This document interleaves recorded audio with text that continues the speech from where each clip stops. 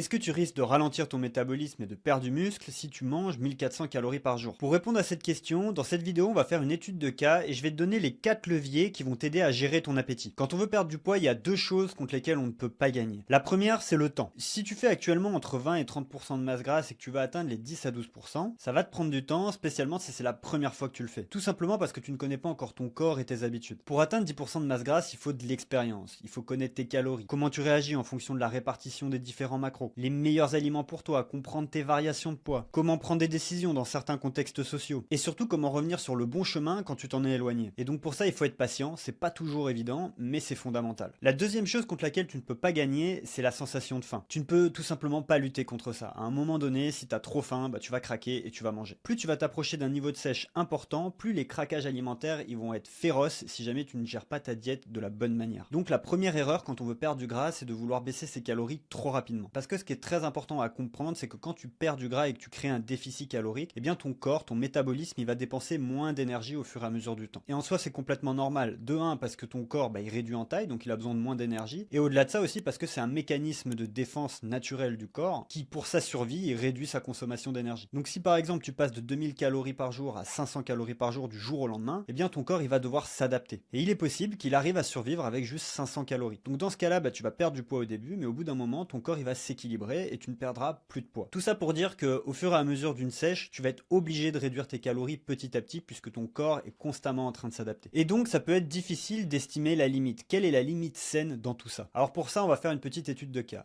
Imaginons Martin, 1m80, 95 kg pour 30% de masse grasse. Son objectif, c'est 80 kg pour 15% de masse grasse. S'il prend 1,5 kg de masse musculaire, ça veut dire qu'il a 18 kg de gras à perdre. Alors pour déterminer la limite de ce que potentiellement tu seras capable de maintenir, voilà ce que j'aime faire. Tu prends les 3 macros, protéines, glucides, lipides. Tu calcules d'abord le nombre de protéines qu'il va te falloir quand tu feras 80 kg pour 15% de masse grasse. Donc dans le cas de Martin, ça veut dire 68 kg de masse maigre, donc environ 140 g de protéines par jour. 140 g de protéines, c'est environ 540 calories. Ok, maintenant on ajoute les lipides. Les lipides, c'est hyper important pour ton système hormonal. Donc au moins 0,8 g par kilo de poids de corps. Donc dans le cas de Martin, à 80 kg, ça fait environ 80 g de lipides par jour. 80 g de lipides par jour, c'est 720 calories. Donc pour le moment, on est sur un total de 1270 calories. Donc ça veut dire que si Martin il ne mange aucun glucide, bien ça veut dire que 1300 calories, c'est sa limite. En dessous, ça deviendrait vraiment difficile pour lui de tenir sur la durée et surtout, ça serait pas sain. Mais du coup, manger absolument 0 glucides dans une journée, c'est pas vraiment réaliste. Donc en admettant qu'il s'autorise 30 g de glucides par jour, ce qui est de mon expérience tout à fait faisable dans une diète cétogène, bien ça veut dire 120 calories de glucides en plus. Donc on est sur un total d'environ 1400 calories par jour. Est-ce que c'est possible de tenir 1400 calories par jour pendant plusieurs semaines si tu fais 80 kg et environ 15% de masse grasse? Eh bien oui, totalement, je l'ai déjà expérimenté chez des personnes que j'ai accompagnées. Mais alors comme tu l'auras compris, pour tenir 1400 calories par jour, eh bien il faut avoir une gestion très précise de ces macronutriments. Et donc à ce niveau-là, il y a plusieurs questions qui se posent, notamment celle de à quel point tu es prêt de réduire tes glucides. Parce que certaines personnes n'auront aucun souci de se mettre en diète cétogène et de rester dans les 30 grammes de glucides par jour, et pour d'autres ce sera vraiment compliqué. Et comme tu peux le voir, eh bien le nombre de calories minimum que tu vas être capable de supporter, il va être complètement dépendant de toi. Donc plus tu vas réduire les calories, plus il faudra que tu sois en mesure de gérer ton appétit. Pour ça, il y a 4 leviers essentiels. Le premier, c'est de garder un volume alimentaire important. Plus tu auras des grosses assiettes, plus tu auras l'impression de manger, mieux ce sera. Donc typiquement pour ça, le Graal, c'est les légumes. Maintenant, il y a plein d'autres aliments que tu peux utiliser pour ça. J'ai fait une vidéo sur le sujet, je te mets le lien en description. La deuxième chose, ça va être la gestion entre la quantité de protéines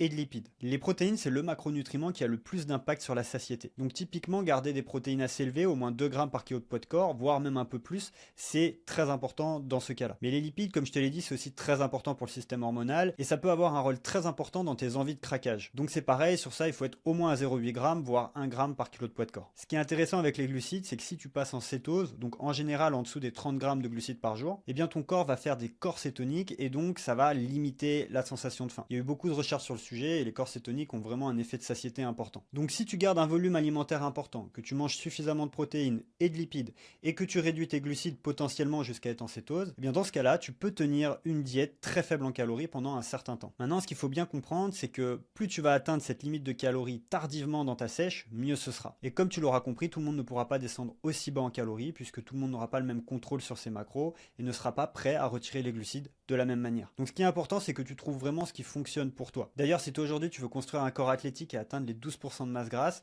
et que tu veux gagner du temps, dans ce cas-là, tu peux réserver un appel directement avec moi. On prendra le temps de rentrer en détail dans ta situation et de mettre en place un plan précis. Le lien, il est dans la description. Dernière chose, si après avoir fait les calculs, tu te rends compte que tu es déjà à la limite de calories, et bien dans ce cas-là, tu as deux options. La première option, c'est si tu progresses et que tu te sens bien, bah continue comme ça, tout simplement. Par contre, assure-toi que tes performances à la salle ne chutent pas. Si tu les vois chuter, c'est le premier indicateur que ta masse musculaire elle commence à prendre un coup. Et la deuxième option, c'est que tu te sens fatigué et que tu ne progresses plus. Dans ce cas-là, ce que je te recommande de faire, c'est de remonter tes calories à maintenance pendant quelques semaines et de récupérer. Profite de cette période pour faire du muscle et quand tu es chaud de repartir en sèche, bah remets-toi en déficit calorique. Voilà, j'espère que cette vidéo t'aura plu. N'hésite pas à mettre le nombre de calories que tu manges actuellement en commentaire, ça m'intéresse. À très vite, ciao.